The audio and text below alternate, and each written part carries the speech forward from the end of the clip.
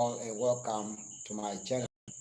It's your brother Chief Lamashegu Yepalsi Wulana, formerly known as Prince Ayoko.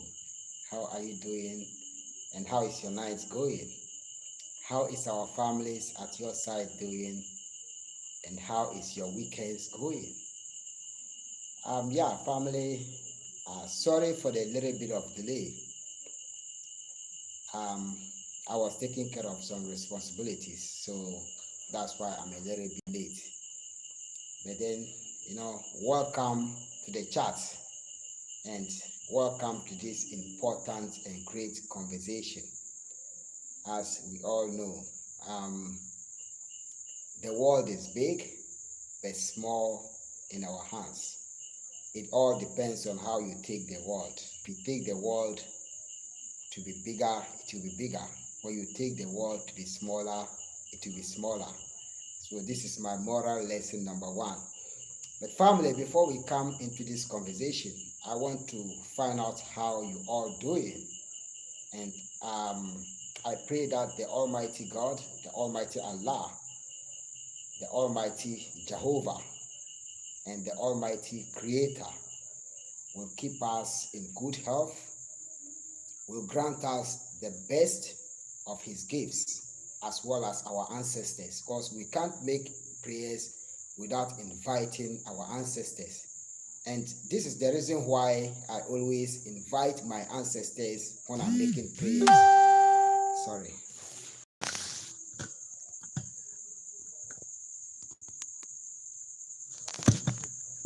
Sorry.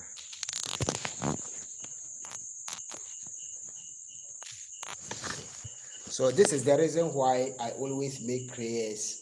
Prayers with regards to my ancestors. First of all, the reason why we honor the ancestors in whatever we do is because the ancestors, as we all know, they are the ones that has, brought us to this earth with regards to a man and a woman. A man and a woman has to come together to bring forth a child. So when they bring forth a child, the woman will take 9 good months, 1 up to 9 good months, and sometimes 7 months. That is when it's premature to bring forth a child into this world.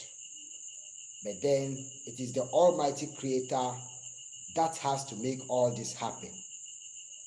You understand what I mean? It is the Almighty Creator that has to make all this happen. And by making all this happen, it has to do with a man and a woman. And the man and the woman, when they bring forth a child, it has to take the woman to take 9 months, like I already said. It has to take the woman up to 9 good months. With all these 9 good months that I'm talking about, I want you and I to put ourselves in the position of the woman. If a woman has to carry pregnancy for 9 good months, how will it take for the woman to go through that pregnancy? Sometimes that is why I play this song, Thank You Mama. I love reggae and I always listen to positive reggae vibrations and lyrics. And that is why I respect, women so much, because I was brought forth by a woman. I came into this world from the womb of a woman. So sometimes when I say greetings to women, you have to understand what I mean.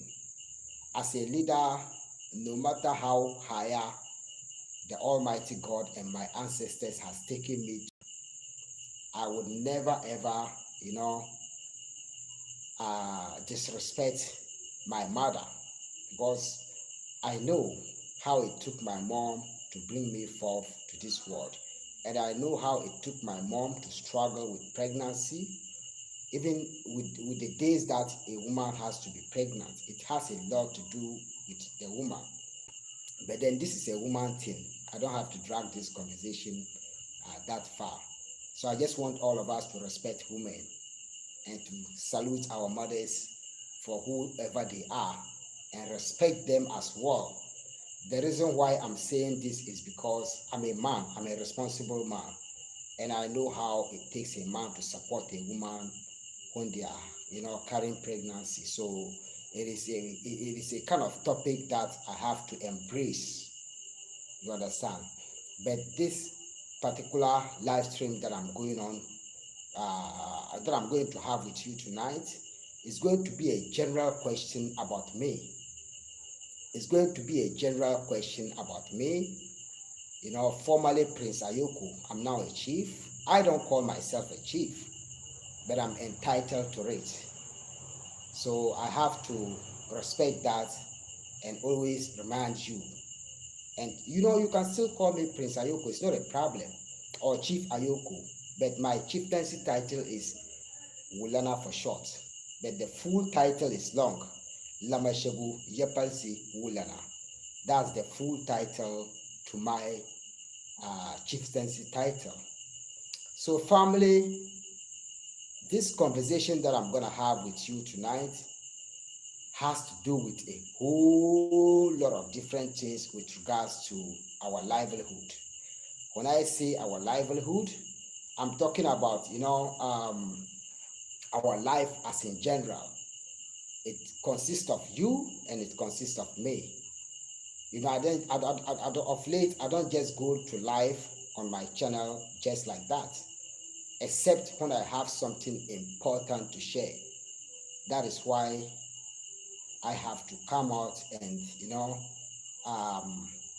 bring this kind of conversations, because it might be helpful to you and it might be helpful to me.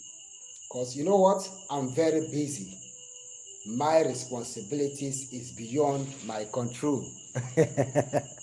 My responsibilities is far, far, far beyond my control. But then, always, if I come out with a conversation, at least that is the least time that I can use to share with you. A lot of people need my time, including me. I also need my time. But then everything that I share with you, I have to make sure that I share with you an information that is beneficial to you and your family, that is beneficial to me and my family. But it has to go beyond our family.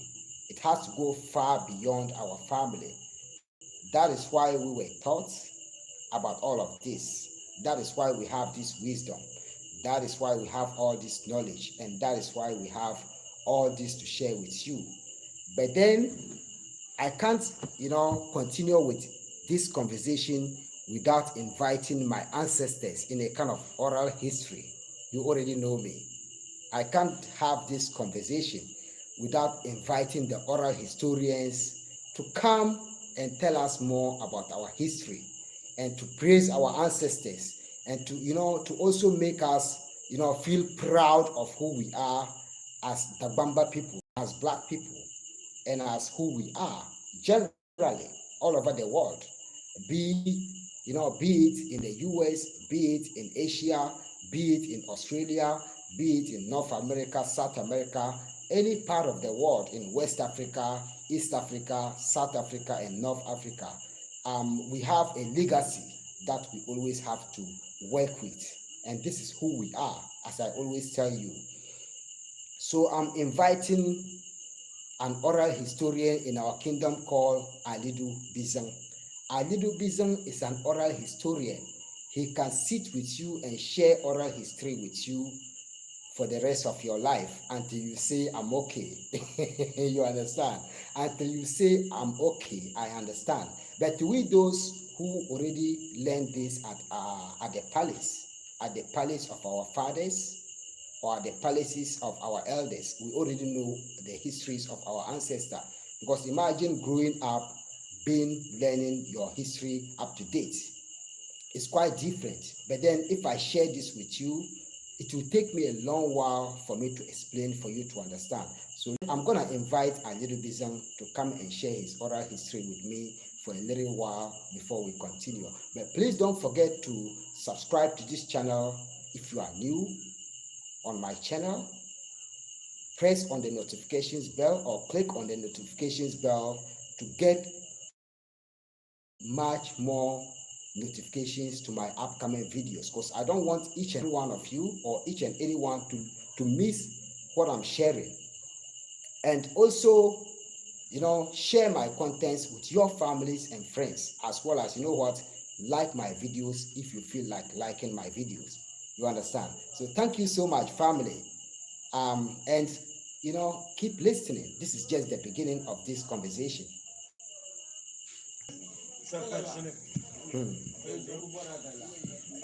Yes, so listen to a little bism for oral history. I'll be right back. Thank you.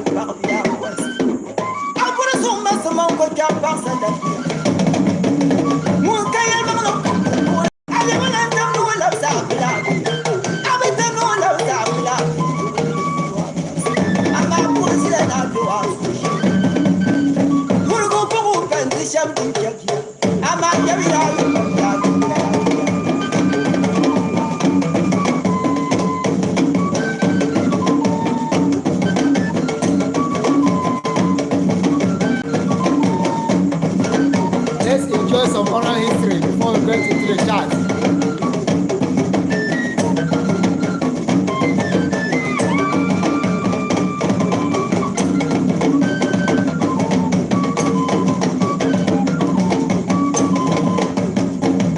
This is the talking drums of Dabong Kingdom, Northern Ghana. That is the talking drums. The drums is talking.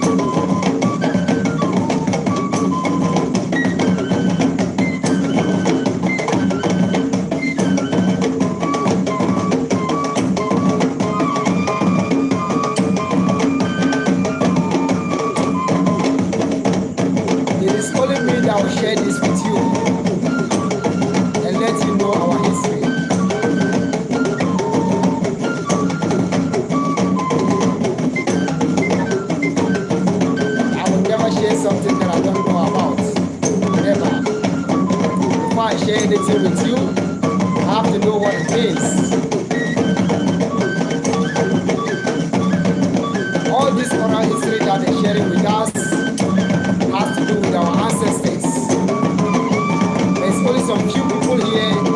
knows it or that know it.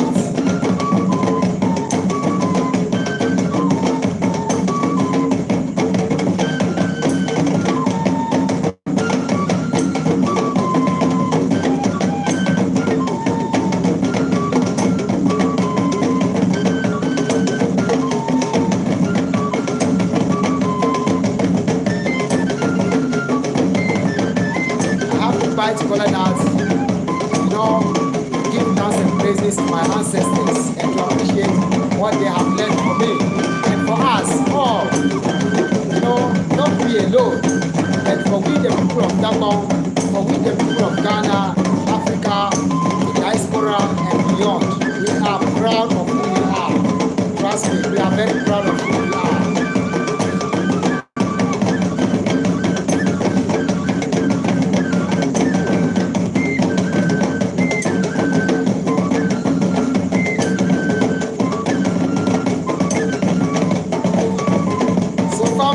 I invite all of you to have this kola nuts. I invite all of you.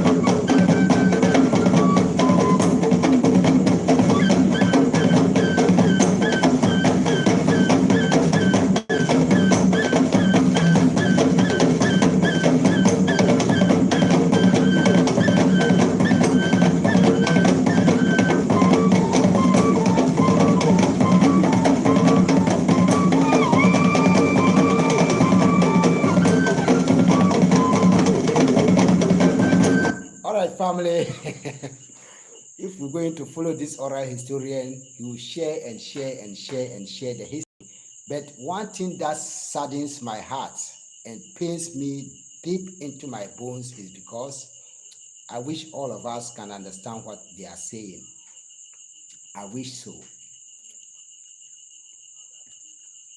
I wish all of us can understand what this oral historian is saying. If only we all understand this, my brothers and sisters, trust me, we would have been laughing into joy. Because if we lose everything in life and have our history in our hands, even if we don't know it, right in the middle of our palms, we can have it. How can we have this? If we all have people who are oral historians that can share our history with us, that is true. Something that is not written in a book, trust me, all of us would have embraced our ancestors and believe in what they did for us and trust in whatever they left for us. But it's sad and unfortunate that, none of us or not all of us is been able to have this. You understand? All for one, one for all. So I'm going to come to the chat and send a shout out to my brothers and sisters out there. Sister Sinovia, really, you happen to be one of my moderators. Blessed love to you. My Jamaican sister, Rastagaso, reggae music rocking my bone. My bone is never getting old. Reggae music more and more and more and more. Blessed love to my Caribbean family. Yes, we are all one people under one umbrella. Leadership is leadership. Before a person become a leader, they have to be prepared in order to get the shoes that will be able to make them, go through the title that they are given. Remember, I was telling you way back that there are some things that I would not be able to share with you when I become a chief. But I just started my chieftaincy journey. I just got into myself. I just got myself into the shoes of my ancestors.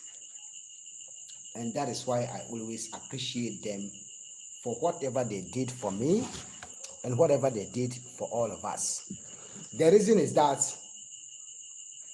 if I'm not able to do all of this, trust me, I will be a sellout. I'll be a sellout because I'm selling out my ancestors. So anything that I do, I have to invite them and I have to, appreciate them. The Almighty Creator is there for everyone all over the world. There are so many different tribes, so many different kingdoms, so many different worlds, and so many different parts of the world. Even in Africa, there are so many different cultures and everything. But who you are is still who you are. Never use your left hand to point your house. It's an African proverb that you should never use your left hand to point to your house. When you use your left hand to point your house, tomorrow when somebody uses their left hand to point to your house, don't blame them because you tell them to do it. You understand? So this is what I always say. When I was a prince, I'm still a prince because I still have my father younger brothers, I still have elders, and I still have all these older people in my community. So I don't go beyond my boundary. That's why I consider myself a prince, even though I'm in the position of a chief. But when I'm in front of them, trust me, I'm still a prince because I want to grow much more than where I am today. Yeah, so family, Sister Sinovia, really, blessed love to you. Kenyatta Gross, blessed love to you, my sister. Um, my family, blind guy, his wife, their life. This family has taught me a whole lot. I always say this. I never hide it. They have taught me the real meaning of love, the real meaning of life, how a person can live even without seeing the world. Sometimes it's sad when I share this information. I feel sad deep from my heart when I share this information about them. But at the same time, I also feel proud of them because they are making me to know that no matter how the situation in this world, keep pushing through. Stay focused. Stay blessed. Remain love. And leave the rest to the Almighty God and the ancestors. They will do it for you. That is what they are doing. I've lived with such couples in my community here. But, talking about where they are and how they are living, it inspires me the more. It gives me more courage. And I got moral lessons and wisdoms as well as knowledge from their living. Trust me, if you like it or not, it's what it is. And I have to salute them and appreciate them. So blessed love to you and keep pushing through. The blind guy, his wife, their family, or blind guy, his wife, their family. Look, family on this chat, go and support this family. They are very positive and they are very serious minded about whatever they're doing. So Kenyatta Gross said,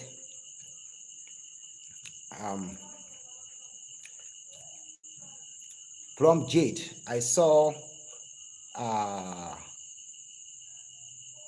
Masam Diop last night for the first time live. Kennedy enter. He and instrument were superb. Yeah. So that's another brother from this chat, Plum Jade. Blessed love to you, Plum Jade. Blessed love to you. And blessed love to all our brothers and sisters in this chat. There's a whole lot of things that people want to know about me. that they never get the opportunity to ask me. And as I already told you, I'm someone who is very busy. My daily activities is far beyond me. But when day break, when I wake up, when I pray, when I do everything, I just lace my boots and start to work. I will work and work and work and work till my day is over. That is when I cannot see anything again. That will be when my day is over. And that is one secret about my progress, because that is how I was raised, or that was how, you know, I was raised. So that is how I was raised by, the elders. Growing up, the elders always taught us how to move forward, even in the midst of struggles or in the midst of struggles. They tell us that, look, when this when life is taking you this way, take yourself into this path. When life is taking you this path, take yourself into this path. When life is making you this way, take yourself into this way. But know that this particular situation that you're in is just temporal. It's not going to take you for the rest of your life. So battle with it, struggle with it, and get out of it. For instance, last year, everybody was battling with COVID. That was the year 2020. There was lockdowns. People were struggling with food. People were struggling with water. People were struggling with basic amenities, like basic things that they have to use to live. And it was a great lesson for all of you to know. That's why I subscribe to this, channel, my soil family. I call them my soil family, but it is called Black's Tropical Homestead. Black's Tropical Homestead. I subscribe to their channel because way back in the US, they are doing much more of what I'm doing here. The only difference is that they don't have people to share their natural organic manure with. That is, the organic fertilizer that they get from their farms. I don't know if they have people to share it with them for them to benefit or not. But for me being here, whenever I get my animals, I start to raise them. I get their organic manure at one place. When it's time for farming, I will invite each and everyone who is not lazy at my community to come and pick up the organic manure to go and spread on their farms to get good yield. When they get good yield, trust me, if they are not able to use it to feed me, but they'll be able to use it to feed what? Their family. If they are not able to use it to feed me and my family, they'll be able to use it to feed the less privileged, the needy people in the society. So the name is Lamashegu Yepalsi Wulana, or you can call me Wulana for short. But I still stand in the position of prince because I have elders. When I'm at the palace, I have a position at the palace.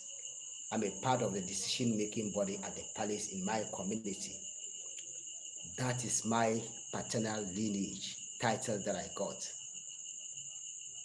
Imagine me getting another title from my maternal lineage, then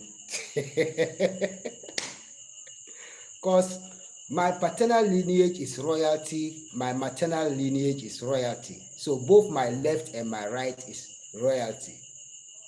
You understand?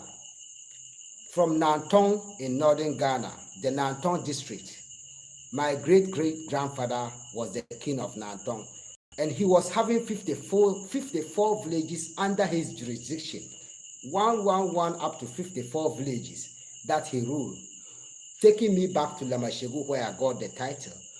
My father's father was the king at the place, taking me to Tolong, for instance. That's my maternal lineage, Tolong district. Tolong is my maternal lineage. My uncle is the current, spokesperson for the king of Tolong, and he is the king of the warrior group of northern Ghana. That is the Dagbon kingdom of northern Ghana. the biggest kingdom and the oldest kingdom in Ghana. And he is a chief. I don't, you know, I don't flex, or I don't try to bring myself to a certain point where people will have it hard time, you know, getting in touch with me or just having a conversation with me one on one or whatever. Remember, I always tell you this: no matter how or who I am as a leader, I will always be a leader, even to the less privileged, like the needy people. The most commoner can get in touch with me, because a leader has to be a leader for all. You understand? A leader has to be a leader for all, and not to a certain people in life who are higher.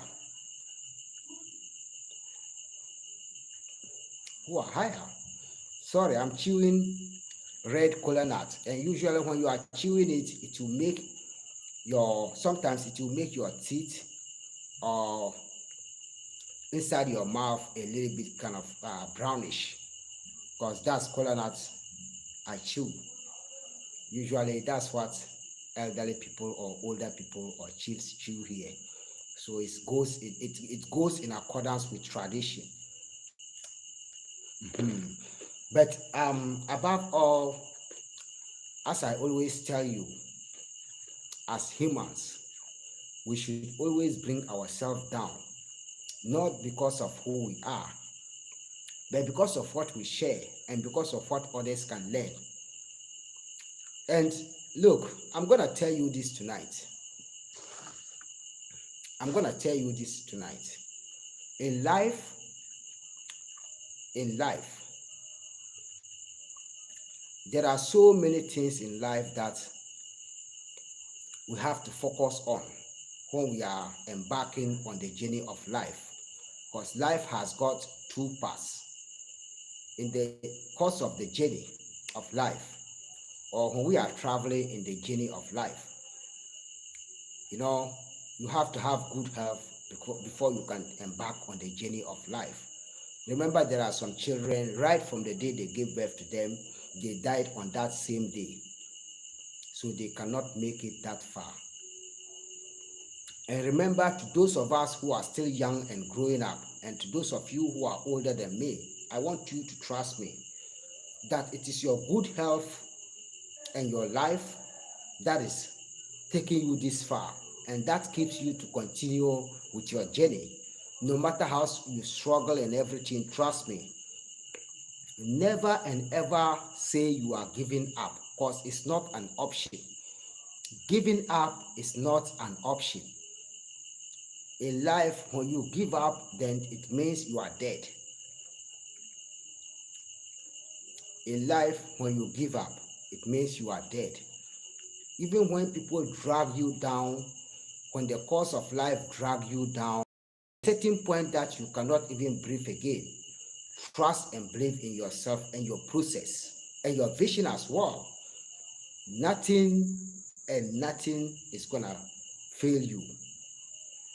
And always trust in what you are doing, and don't look at what others is doing, because when you look at what others is doing, in the course of giving your time and your everything to look at all of this, trust me, you're gonna go to a certain point that you are stuck, because you fail to take your time to look at what you are doing, to look at your vision, to look at your progress, and to look at your purpose in life, whilst taking your time, you know, to look at what others are doing. You understand?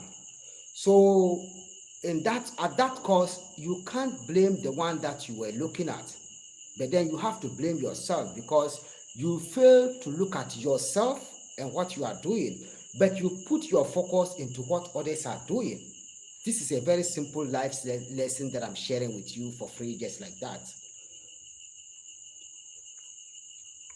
It's just like when you save your money to go to the supermarket to go buy whatever, your groceries or whatever you want to have at home, and someone has also saved their money that has come to the supermarket with you. So whilst you are going around the supermarket, watching them, looking at what they pick at the supermarket, without even putting a focus on what you are going to pick, at the end of the day, those people will pick up whatever they want and take to their home.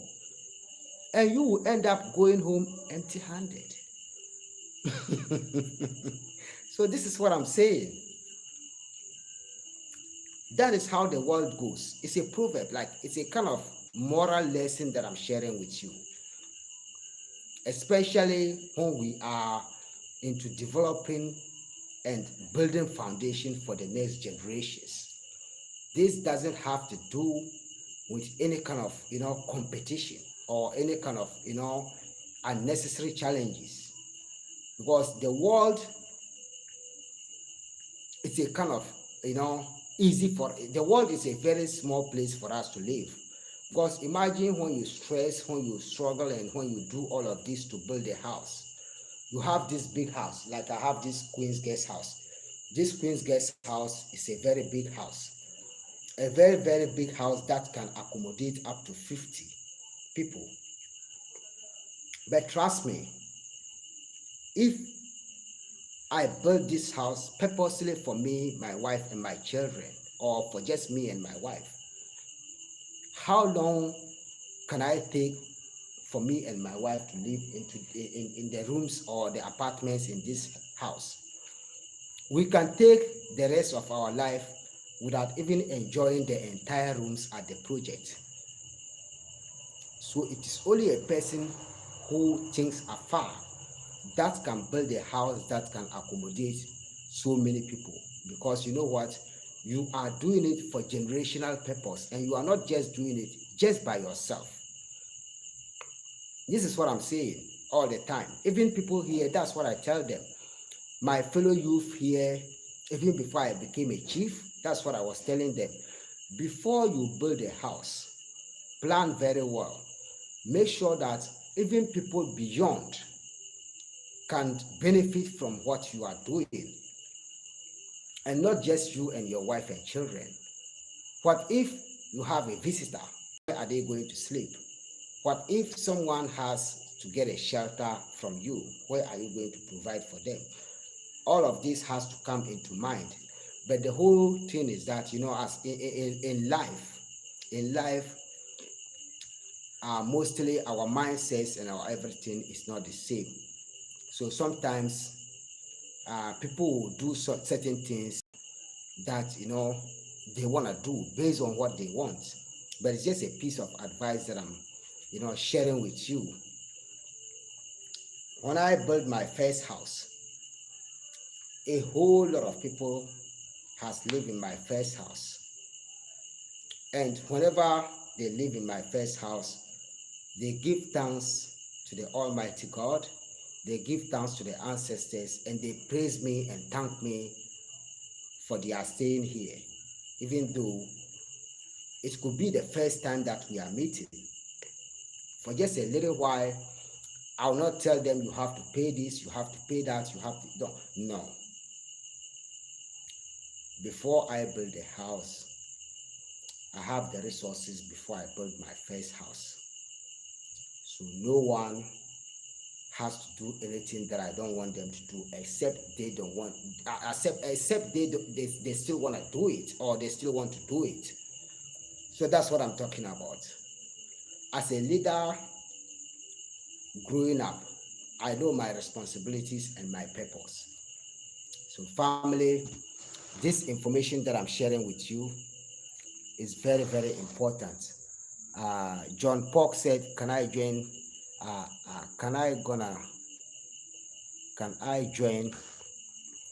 the Ghana kingdom? Ghana is a nation. In the past, Ghana was a kingdom. Ghana kingdom, like you spell it, Ghana, Ghana kingdom. It was a kingdom, but politically politically and so many things, due to so many separations, Ghana has now been put into a position of a nation. and kingdoms. So Ghana, we have a whole lot of different kingdoms in Ghana.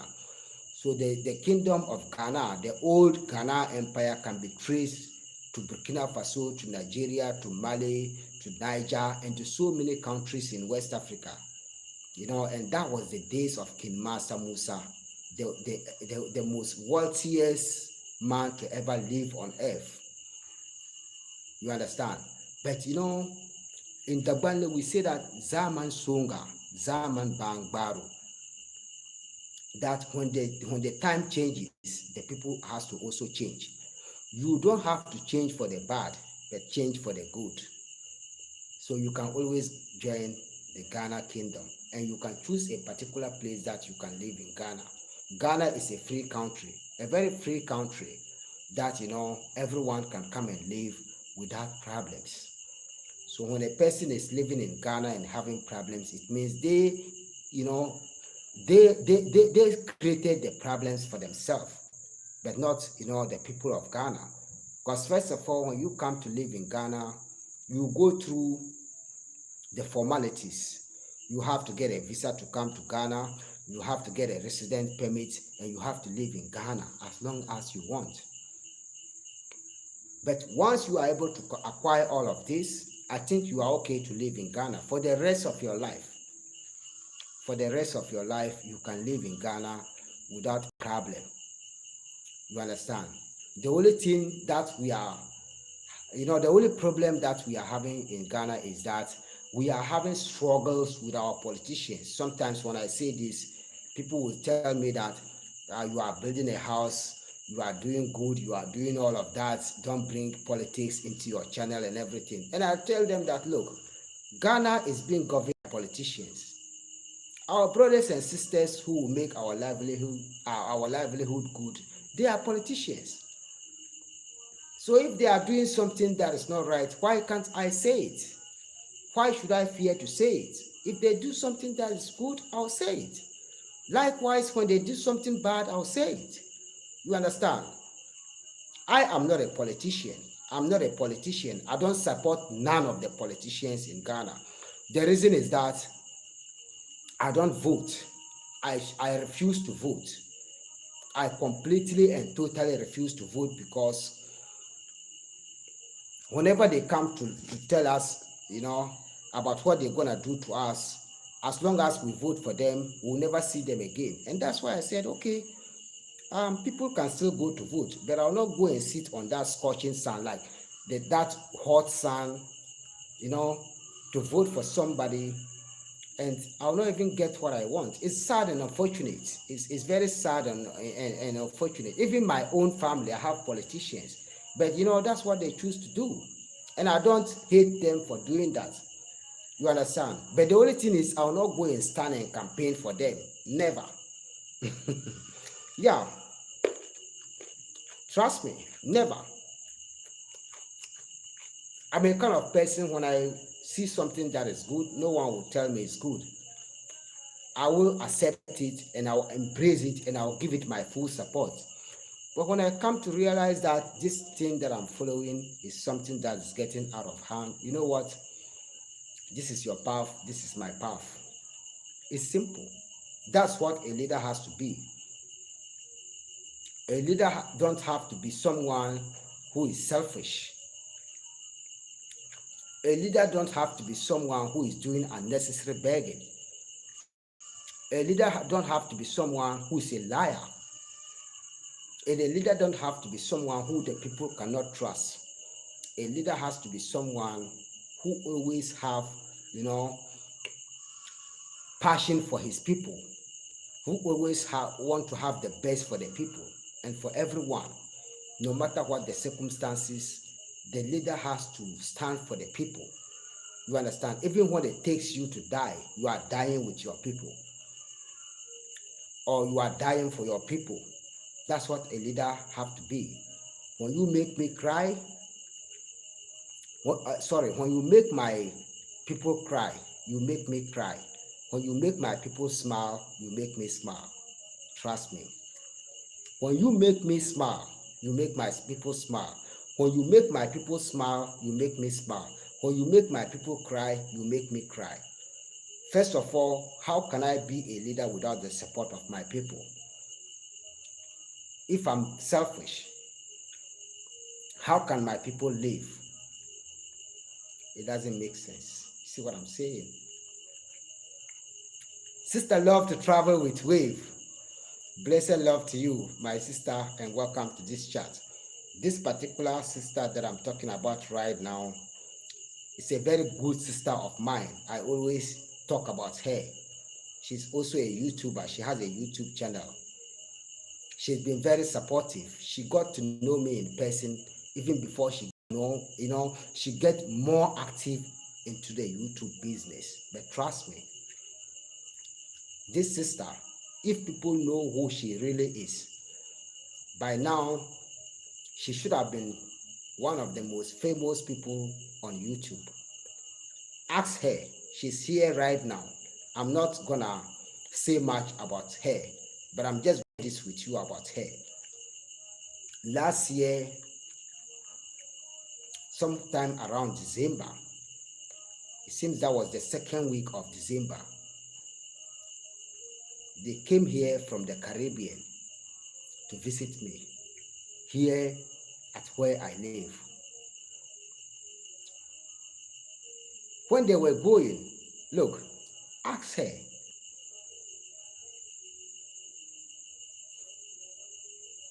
They felt like it's not time for them to go.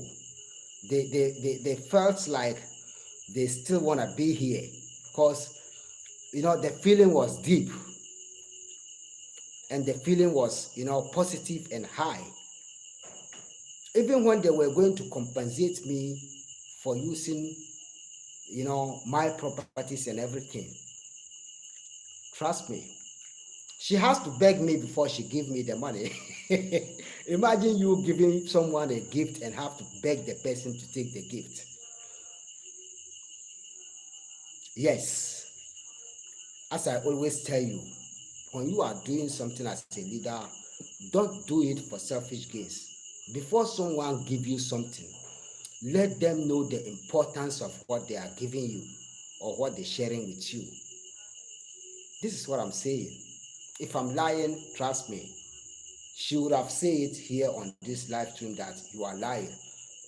Sister love to travel with Wave, Sister Edith Rose, Brother Ben, and Brother Eddie. These were four brothers, two brothers and two sisters. Even when they came here, the space at my place was very little because I was having 2 guest rooms and there were 4. This is something that is so emotional, but I'll share it for each and everyone to understand what I'm saying.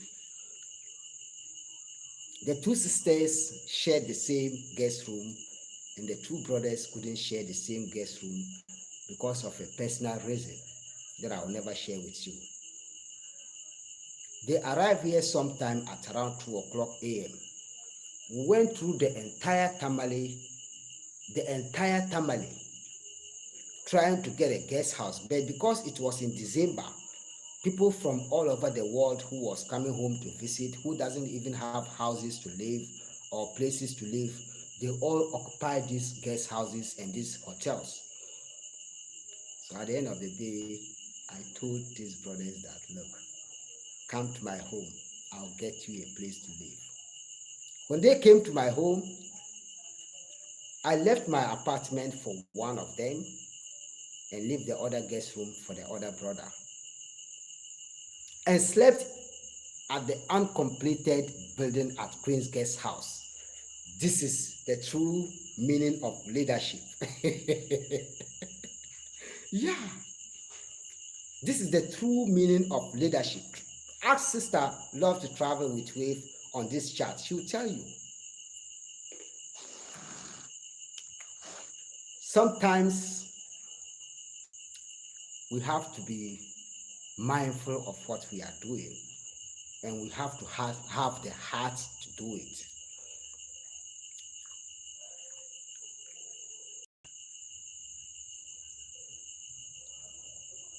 You see what I'm saying? You see what I'm saying? Life, as I always tell you, is life. The life that you have is the same life that I have.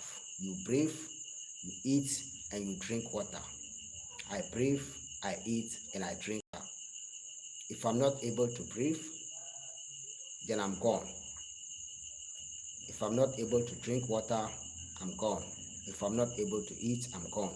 And likewise to you, my family who are listening to me right now.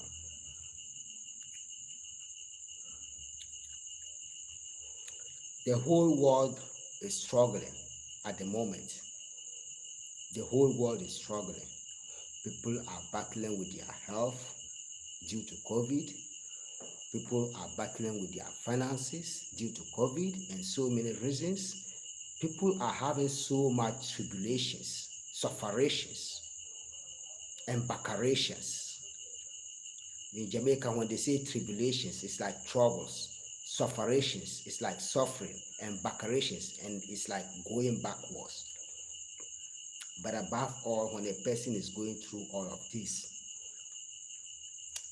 what can you do as a person to keep yourself moving without any problem? Even if there is problems, how can you still keep yourself and maintain yourself and just keep moving? You understand?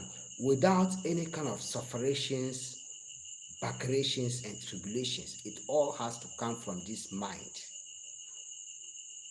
We are living in a very crazy world. We are living in a very selfish world. And we are living in a world where someone will just look at you and pray that tomorrow you will die.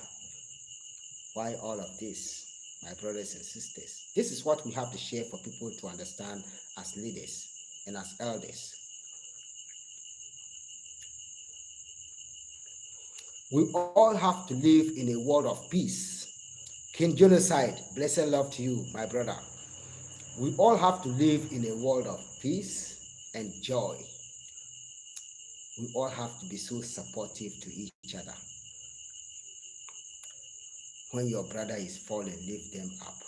When your sister is falling, lift them up.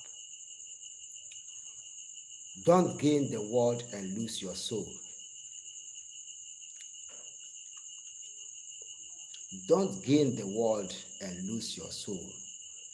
In the course of gaining the world and losing your soul, that is cowardness, that is selfishness, that is greediness, and above all, you have completely failed. Completely failed in life. No one was born as a failure in this world. No one was born to be a failure. We can plan, but sometimes we fail to plan. It all depends on what we are having in the mindset. It all depends on the people that we meet. It all depends on the kind of original plans and everything that we have. If your original plan is to move on in life without failures, even in the midst of your struggles and everything, you can still uplift yourself without the help of anyone. This is what a strong man and a strong woman has to be. Even when life is dragging you down to the fullest, life is pulling you down to the fullest, trust me. Look, trust the vision, trust your mission, trust your purpose, trust in whatever you are doing. Uplift yourself and keep moving as if nothing is happening to you. When the person is pulling you and pulling you and pulling you up, or when life is pulling you and pulling you and pulling you, it will get to a point that the dress that they are pulling, because when you are running, when someone is chasing you and you are running in life, before they get you, they will have to pull your dress for you to stand, for them to get you to do whatever they do or they want to do with you to bring you down. But when you keep being strong and pushing through and making yourself and your strength much higher than their strength, they'll finally have a part of your dress or a part of the garments that you're wearing or a part of your clothes, in their hands whilst you are going, that is life for you. If life is good in this world, if people take life to be good, life is good. God has created the world and making it good for all of us to live. But trust me, it is we humans who are making this world the most baddest place to live. Just because of what? The selfish gains. Something that is just small. You understand? Look at this COVID, for example.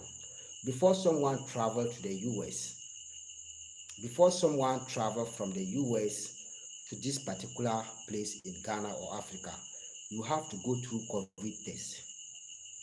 Any part of the world, even in Africa, when I'm traveling to Nigeria tomorrow, I'll have to go to the Tamale Teaching Hospital to get a COVID test.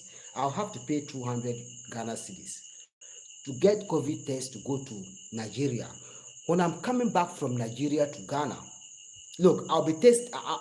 Look, I can fully say that when they test me, they will test me negative. They will test me negative, but I'll still pay the money after the test. But under normal circumstances, if they test me negative, they don't have to take my money. When they test me positive, they should take the money that I pay for the test and treat me again. But they are treating us as if we are not, having common sense. And they are even treating us to a point that, we are so kind of, I don't know how to explain. This is nonsense. This is nonsense. So someone has asked that how much does my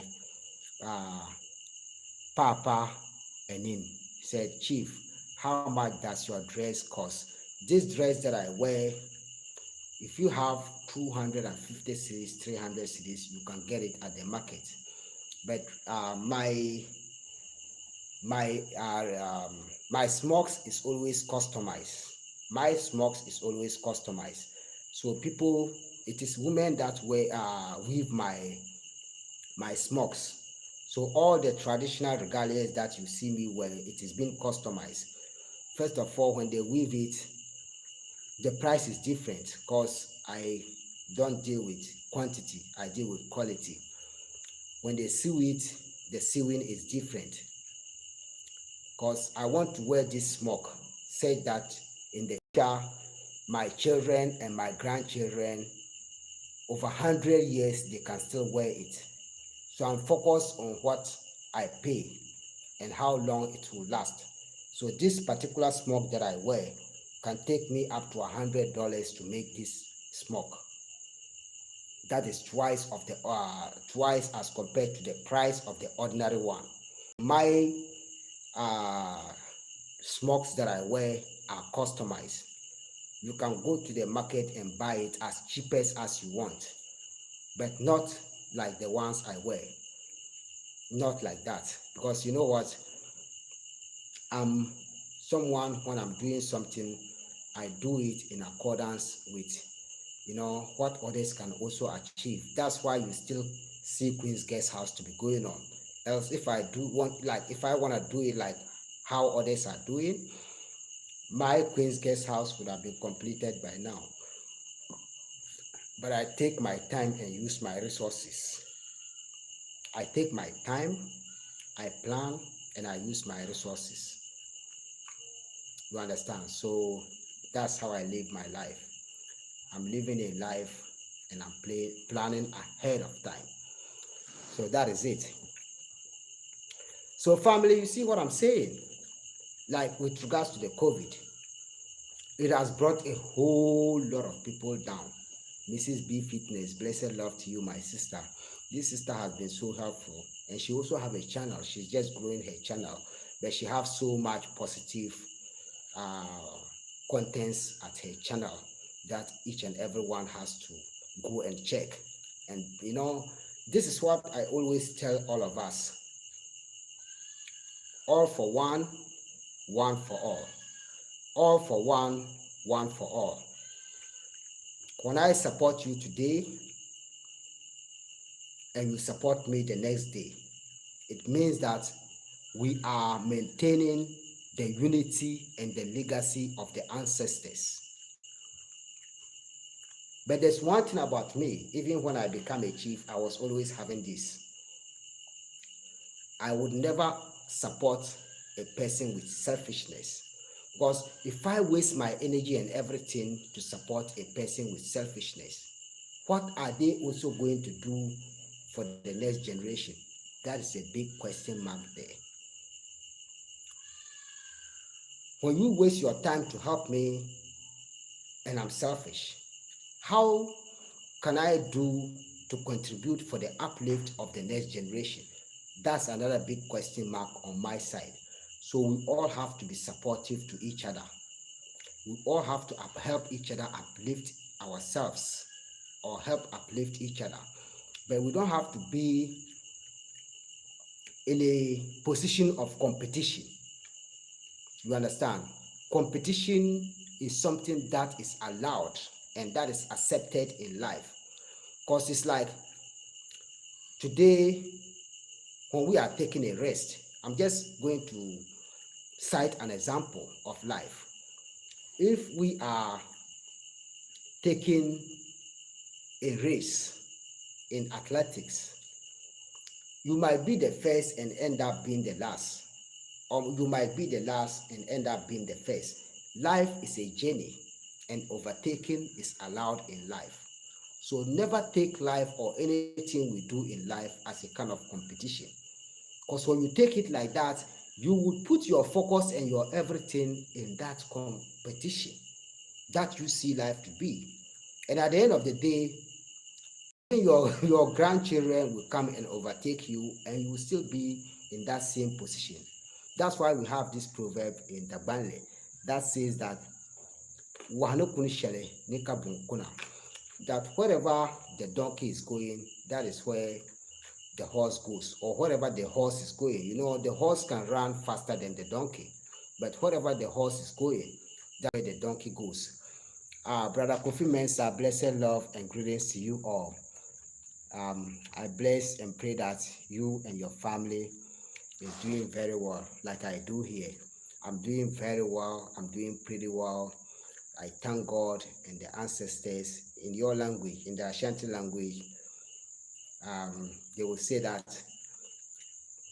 there's a song of Obrafour that I always like. Meda wasio minyanko pon, meda wasio da, meda wasio waya bia mame, meda wasio da, adia waya meda wasio da.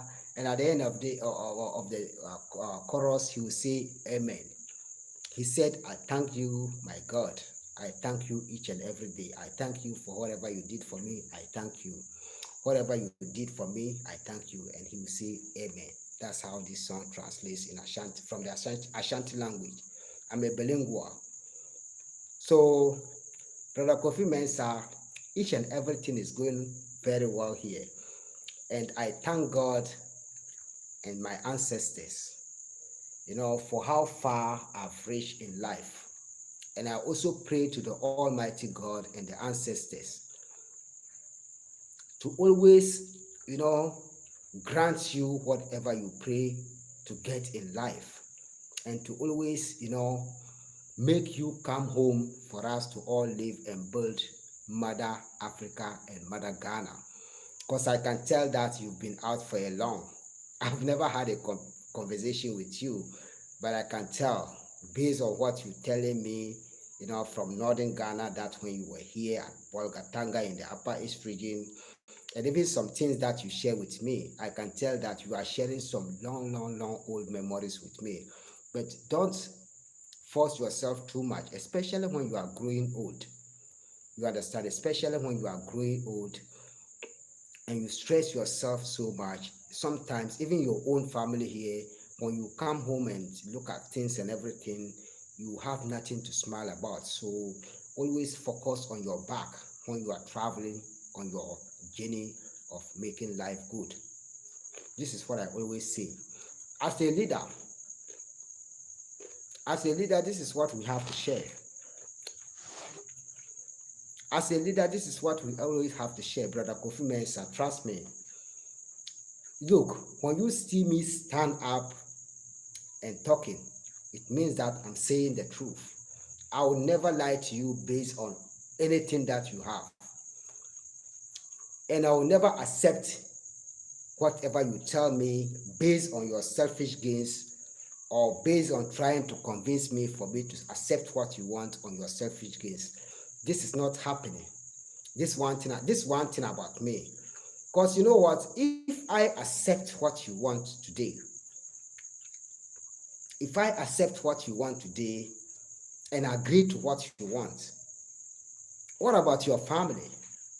What about your community? What about our mother Ghana? Now I've accepted the wrong things that you want me to do, and you give me everything in a kind of bribe. How long am I gonna, eat whatever you give me? You understand? How long am I gonna spend whatever money or whatever riches you give me?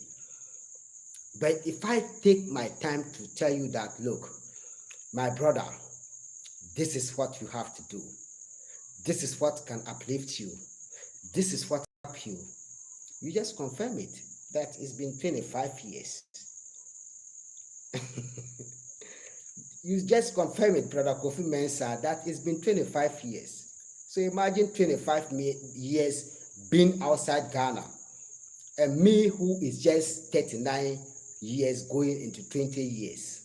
40 years, 39 to 40 years. When you take 25 years out of my years, 39, I'll be 40 next year.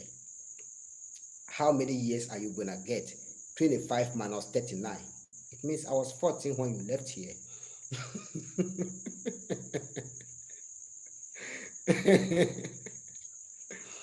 It's sad. I have to laugh. Sorry, I'm not laughing at you, but looking at the realities of life.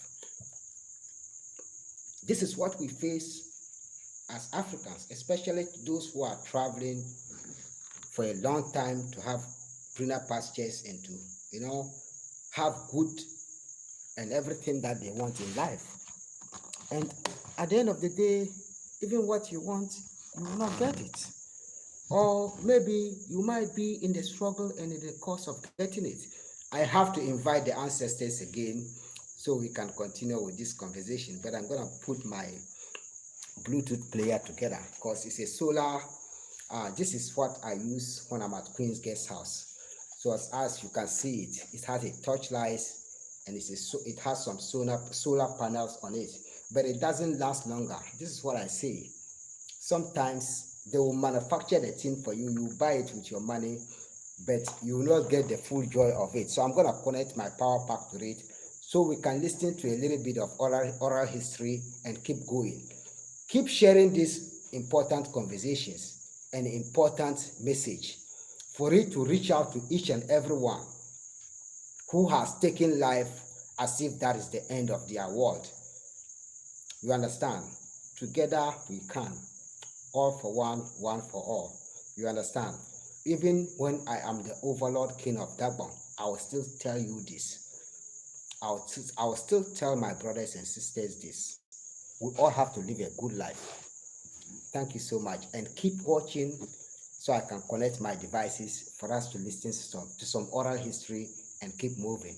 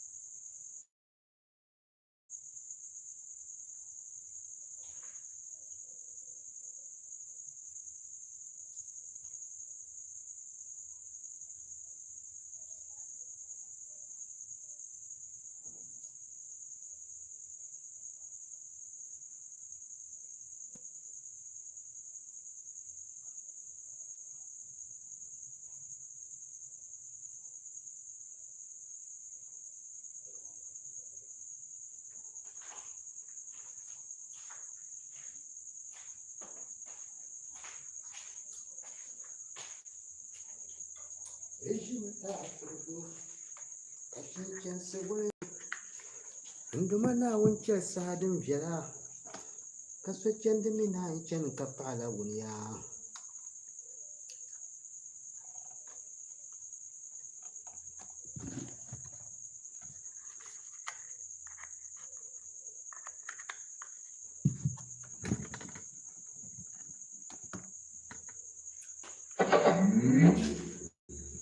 Bluetooth mode. I'm more fire. That's what Jamaicans will say. They will say that I'm more fire.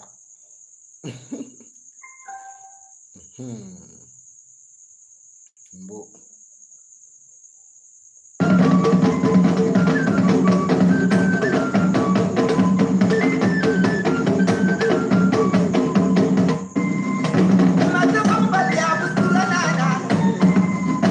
I have to start it over again.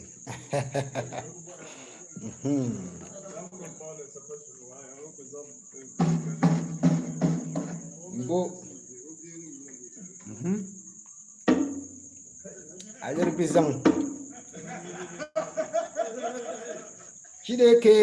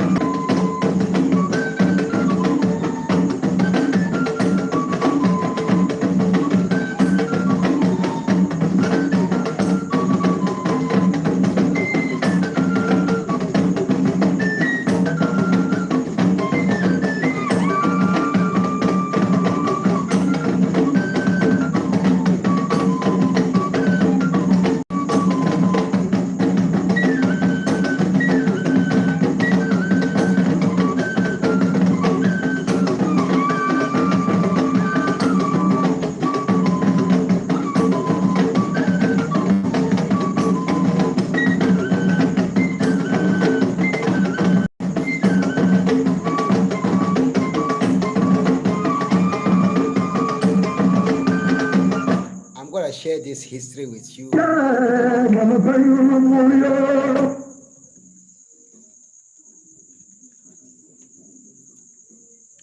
going to share some history with you in the 16th century.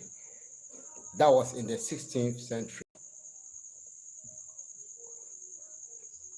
And it's a very long history. So I'm just going to share with you a little bit.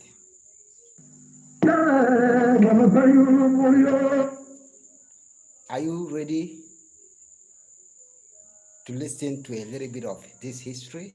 Let me know, family, if you are ready. Brother Kofi Mensah, don't worry. I'm still a prince. You understand? No matter where I reach in life, I still consider myself as a prince because I was born by a king. You understand? So, yes. So that's why I always, stay focused. Very, very, very, very focused. Because I am not in the position of bringing myself far beyond who I am. Yeah, I am not in the position of doing that. I do this because, in life, um, in life, sometimes we always have to, bring ourselves down. When we bring ourselves down, we'll be automatically uplifted, especially when you are at a certain position in life and then you just decide to bring yourself down. It means that you have honored and you have respect the person that you are, and it also means You're looking for a cute girl? Oh no. Yeah, so it will mean that you are, you have respect who you are and respect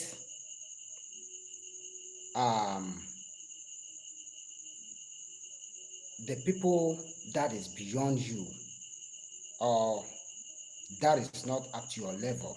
So when you do this, the Almighty God and our ancestors will uplift you automatically. You would not uplift yourself like this title that I was giving. Download who today. Like this title that I got, even before I was uplifted into this title,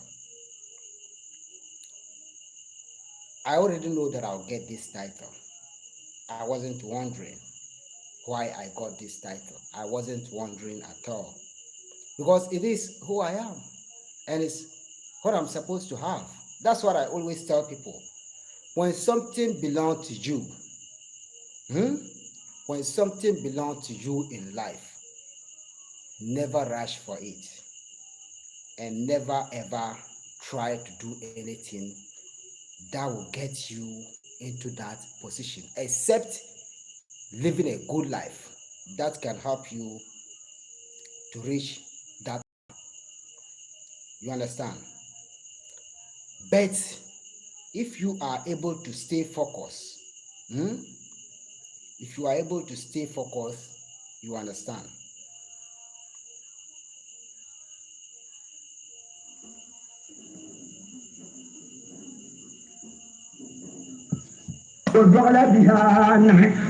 This is the oral history.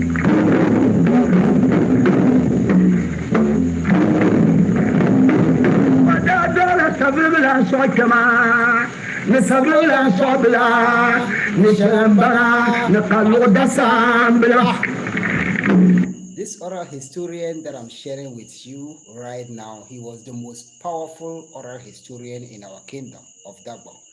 And he happens to be the most powerful oral historians that we'll ever have. I don't know this upcoming generation because trust me, things is changing. People are bringing themselves to a position that they don't even reach. You understand? But that's what I said. In life, you don't have to uplift yourself beyond who you are. else you will not get to reach where you're going. In life, always still focus and remain calm. Just be like you are not, you know, the person, and give time. Just give life a time. Don't rush in life. Either there's this happening, there's that happening, there's whatever happening. There's so much things in the world. There's so much struggles in the world. But stay low, lay low, just lay low, and just put your just use your fingers to hold your beer, lay low and think, and look at the world and wait for whatever belongs to you. When it belongs to you, you get it. When it belongs to you and you do not get it due to a short lifespan, trust me, your children is gonna get it. Your grandchildren is gonna get it. But then keep pushing through in life. Keep pushing through. This is what so a lot of people don't understand. That is making them to go with a lot of struggles. Sister Amina Williams, Sister Amina Crystal Laurie. Blessed love to you, my sister. This my sister was also here. She had a good time. She had a very good time, and she was happy. She was happy because at least she had a good time. She had a very good time, and she was okay with her life. This is what I'm saying. In life, as leaders and as people who are growing up to be responsible people in the future, we shouldn't be focusing about all the papers that we call money. Let's not focus about the papers that we call money. Let's focus on our journey and our mission in life. Anything that I share on my channel, I share it with positivity. I share it with measurements. Like when it has to do with building, I share it with regards to the plan, the measurements, and I'll share the final results with you. Like where I'm sitting right now. I'm sitting on top of water.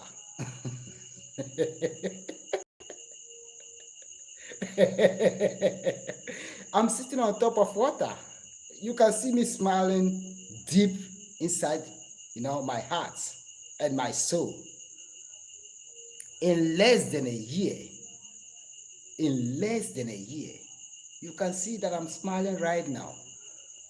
But go back to my videos. You see the smoke that I'm wearing. You can see me wearing this smoke,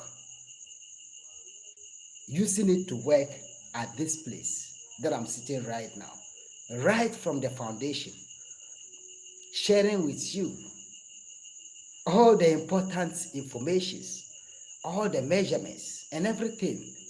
And at the time I was saying that I'm going to build a system, I'm going to build a rainwater catchment, I'm going to build an underground water tank, I'm going to do this, I'm going to do that. When I finish it, this is how it's going to look. It's not even finished yet, because my plan has not finished yet. But look at it. It's about 70% completed, and you can see me sitting here and talking to you. This is what I was saying. Let's go to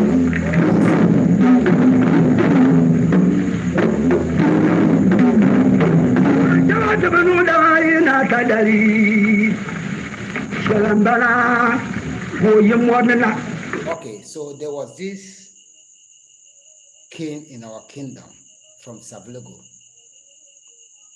and he has children. Among his children, there were children who take care of his horses. So the elderly one was the one who do the majority of the work for the horse. You understand? And that was Shalembana. That was his name, Shalembana. So one day when he came from the bush, trying to get grass for the horses of his father. The younger one was sitting home idly and tell the older brother that the grass that you brought is not good to feed the horse. It's not enough to feed the horse. So, for him being tired, for Shelembana, that's the elderly one, being tired, he was like, what are you telling me? I struggle through a whole lot of situations to bring this, pastures, greener pastures home for our father's horse to eat. But why are you saying? I'm sharing something important, very, very, very, very important. I can tell that this is going on all over the world right now. History can repeat itself all the time. This is just a little bit of this other history that I always share with you on my channel for you to listen and learn. But sometimes because it's played, you just listen to the drums and you enjoy and you dance. You don't listen to whatever they are saying. You don't understand what I always tell you. You don't understand whatever I share with you. When people do certain things to us, let's be appreciative. And let us not make people push us to a point that we become upset. Because if we are doing something that is right and people push us to the wall, whereby you don't have any place to put your patience again, you bring out who you are. And that will result in the cause of death. But that is bad. And that is what is happening over there. Sometimes you'll be patient, people will push you, people will push you, people will push you. When you come out to defend with anger, it will result in different situation.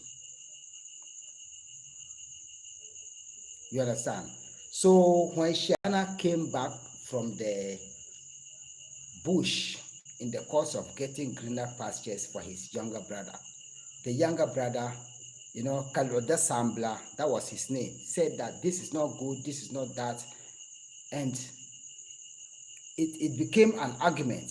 The elderly brother said, what I went and got from the greener pastures that I went and got at the bush for our younger brother was good. And the younger brother, who was sitting idly, who is energetic and can work to also feed his father's horses, said no. So it became an argument. So I'm going to continue with this. And at the time of their arguments, their father, the king of the overlord king of Dagbon, the overlord king of Dagbon was at his farm trying to visit his farmlands and his crops that will feed the family. You understand? So the father was out at the farmlands visiting the farms to make sure that everything is okay at the farms that can feed the family and the community, whilst these two children were at home disagreeing and fighting. And that's why you hear him say, Nami champuni no ka puduya.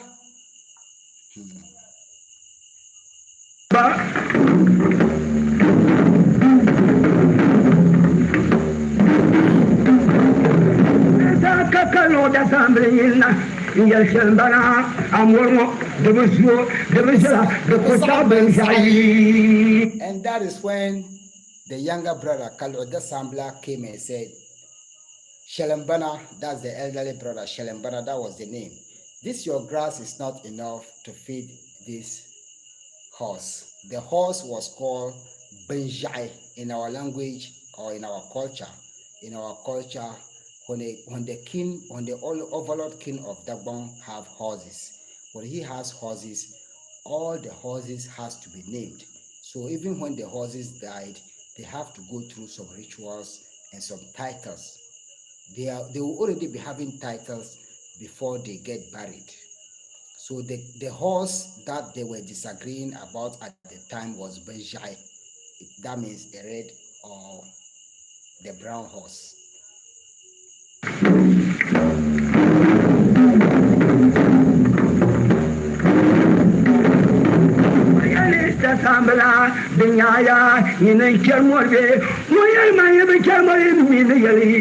So Shalambana, the elderly brother, said to the Sambla that, are you concerned about me feeding the horse? Why do you have to say something that you don't have anything to do about? And the younger brother said, yes, even if I don't go to the bush, I'll still say. And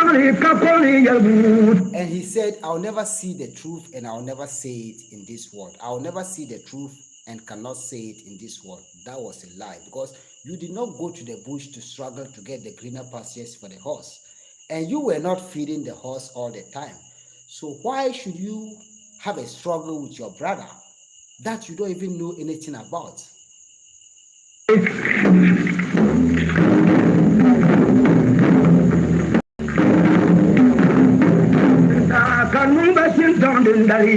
And on that day, it became a fight for the two of them. Then so on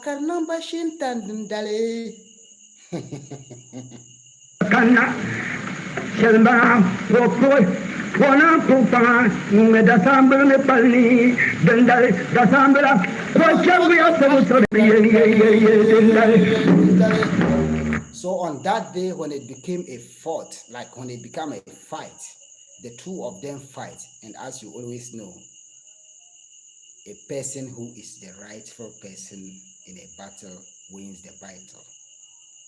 The rightful person always wins the battle in a battle. So when it became a fight, Shalambana took the axe that he used to cut the grass for the horse and hit his brother, the Sambla, and he died on that day.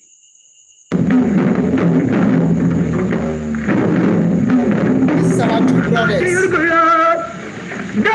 And the Sambla, not being the rightful owner, was the most loved one that his father loved. He was the prince that his father loved so much, and he wasn't at home when they were having these arguments. And that is what the oral historian is saying, that the most loved prince has died. What will the king say?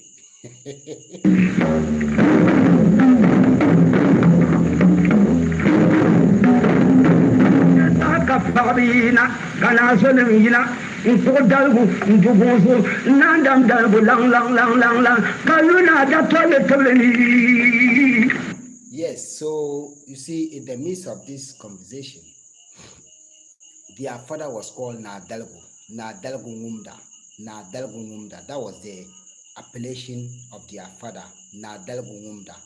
Dalgu Ngumda in Dagbanle means like when there is something happening at home and the king is not around. It is these drums that they will use to play to call him from wherever he are or wherever he is.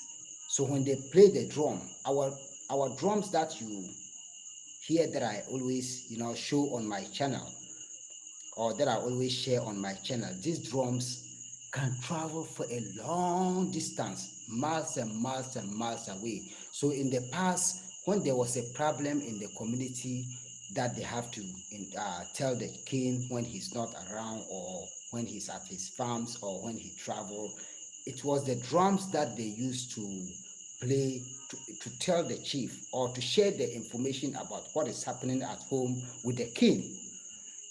You understand? You always want me to tell you what is happening with regards to our drums. That's why they call it the talking drums of Dagban. The talking drums. Dagomba is just a name, or it was just a name that the white man manipulated. We are called Dagbamba. Dagbamba.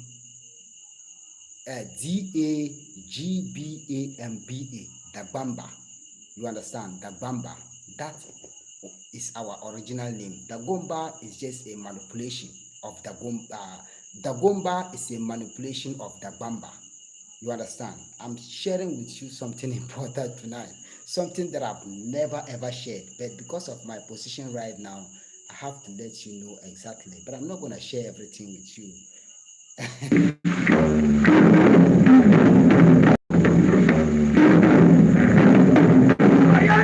pada ilim kaya buri. Banu kadalbu kyawuna kumde kyani. Dalbu damdiye, barumbe bole.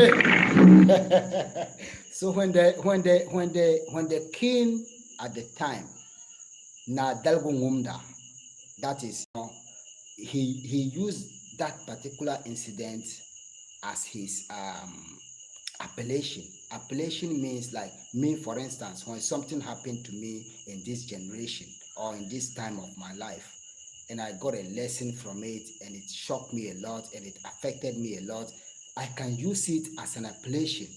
So in the future, whoever comes after me, they will know that during the time of this king called Prince Ayoko, that even Prince Ayoko is just a nickname. It's not even my original name. It's not my Dagomba name. Ayoko is from a different tribe, from the Ewe tribe, and it means patience. With time, I will share with you about my Dagomba name. But my original name from my Dagomba name translates as old man. That's what it translates, old man. I have a Dagomba name, and it translates as old man. To some of you who has been following me for a long time, you know. So when the king came home, listening to this drum and everything, he said, "What is these drums just talking to me about right now? Why is the drum not talking to me in a dry season and talking to me in a rainy season?" You understand? That was a proverb there.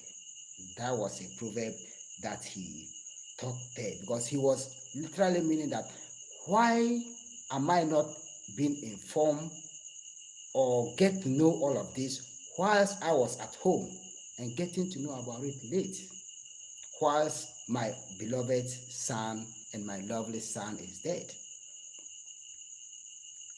Bonanka dalgo chewune ngum de shane. Dalgo damdi yo, parwum de bole. Okay.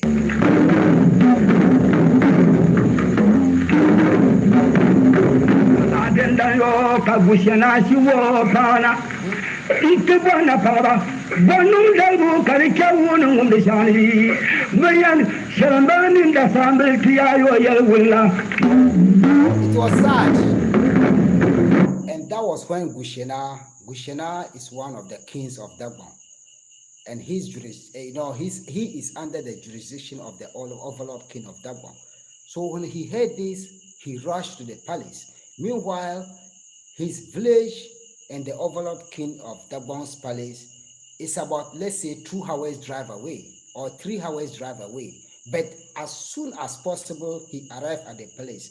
That is the power of African spirituality. That's why I said I'm not going to share everything with you.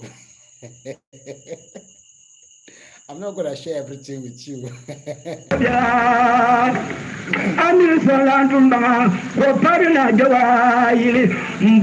And at that same time, another king also arrived at the palace from different sources, very far away. But as soon as they heard the information on that same ministry, they came to the kingdom, like they came to the palace.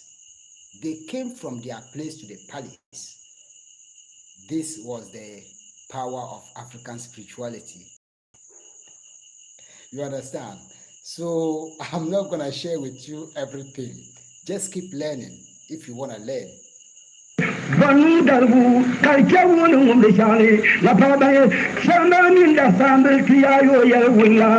So when all of these kings came to the palace, they asked the queen mothers that what happened, because they were at home with the children, and the queen said they were playing. You understand? The queen mother said they were playing because they were at the palace, at their rooms or at their compound, and this argument was happening outside. So none of them knew what happened. So they always say they were at the palace. That's all they see. They have nothing to say than to say they were, they were playing.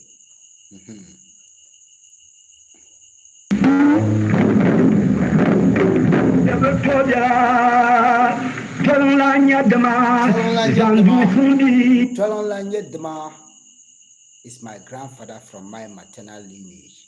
Remember, I told you right from this conversation, right from the beginning, that my maternal lineage is a royal family, and my maternal lineage happens to be the leader to the warrior group of this kingdom, and that is from the Tolang kingdom of northern, the Tolang traditional area of northern Ghana. That's the Tolang district, Toln, Tolon, Tolang district. Say that and you'll see what I'm saying. I'll never share with you something that I don't know. So at the time, it was my grandfather, Tolang Lanyedema, who was on the skins of Tolang as the king of the traditional area. So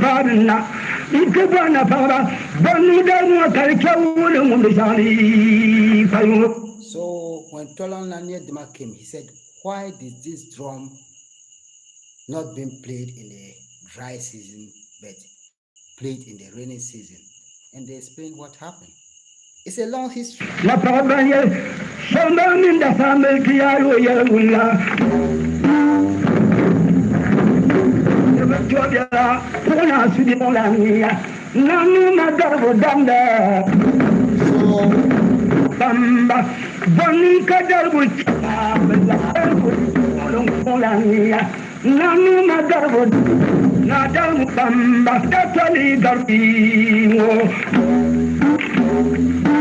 It's a long history, so I'm just going to make it short.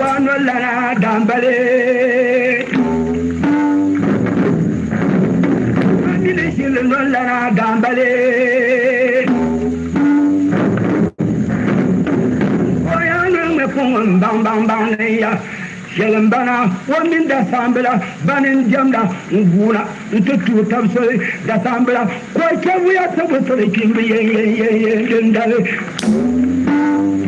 So when the father got to know that the Sambela was dead, I have, forwarded the history.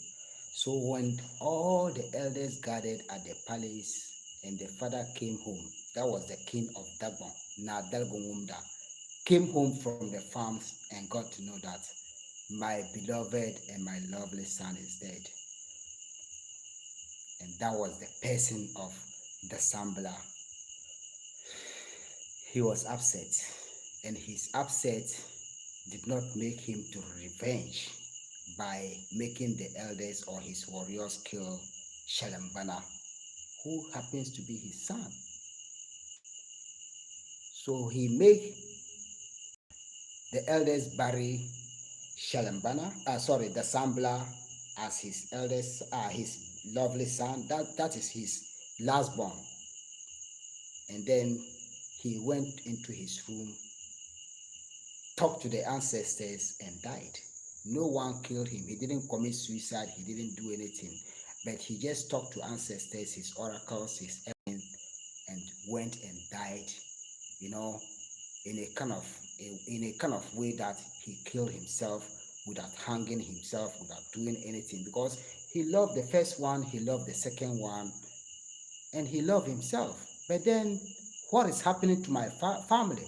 Well, I'm going. So he joined his beloved son, and they buried both him and his beloved son. This is what I'm saying. So you see, our oral historians, that's one thing that I like about them. If there is anything that has happened in the past, even if they have to hide it from us, they will not hide it.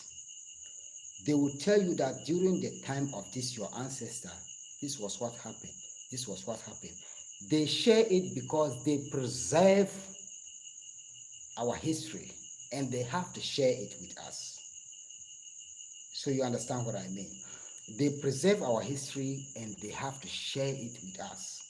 And in the course of all of this, we have to be, mindful of who we are.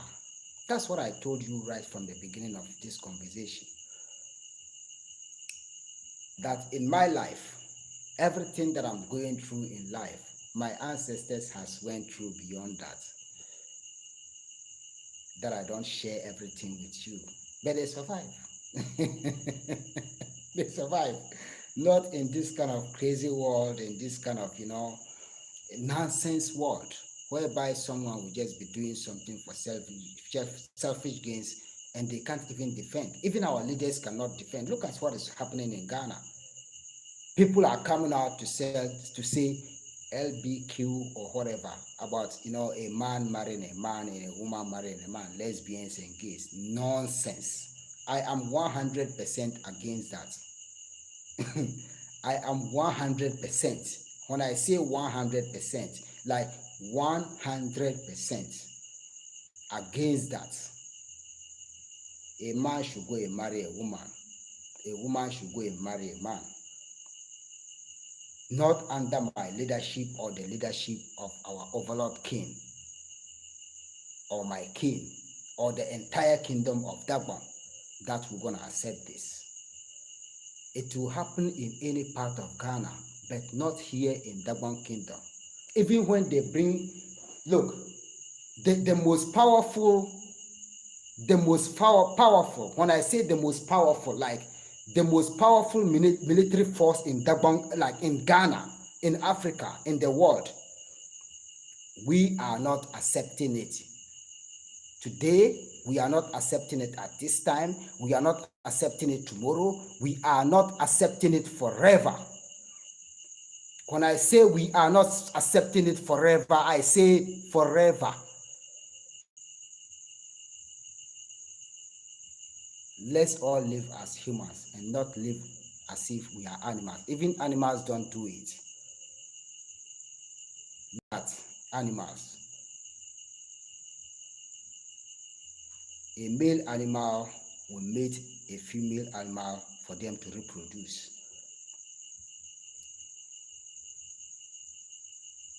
A female animal will follow a male animal for them to have relationship, mate each other, and reproduce and create their family. I'm coming on this topic. This is nonsense.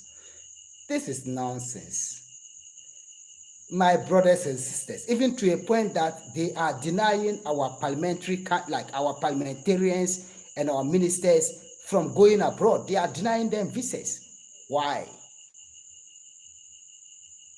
Are we going to be forced? What is going on? God has created a man to be in a relationship with a woman to create family. God has created a man to be in a relationship with a woman to create family. God has not created a man to marry a man, and God has not created a woman to marry a woman. What are you telling me? If you are in this lifestyle, please kindly desist from it. Get yourself out of it. Come to your own self. Think twice. Use your common sense, because you know what? Tomorrow, we'll all be alive. We'll all be alive. We'll have our health. But you have been using, to the gays, they'll be using pampers, adult pampers. To the lesbians, they'll be using adult pampers, because you know what? You didn't use your genitals the right way.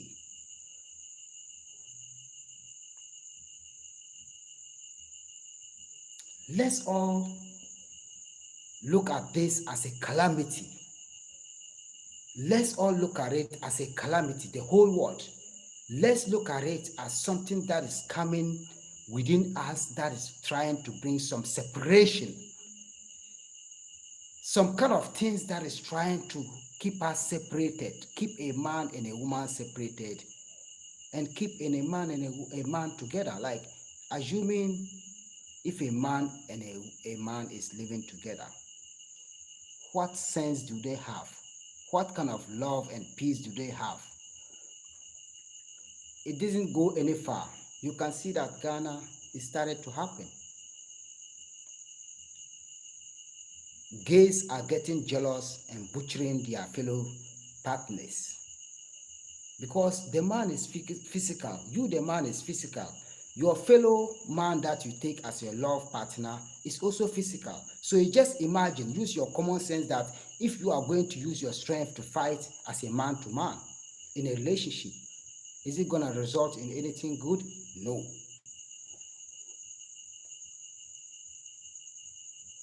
My brothers and sisters, the natural resources that we have in Ghana is enough to feed us.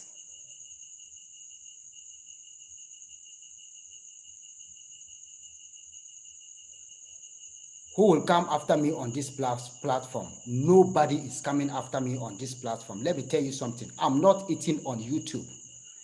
This is why I said I'm coming out with a conversation of this, like this. It is not right.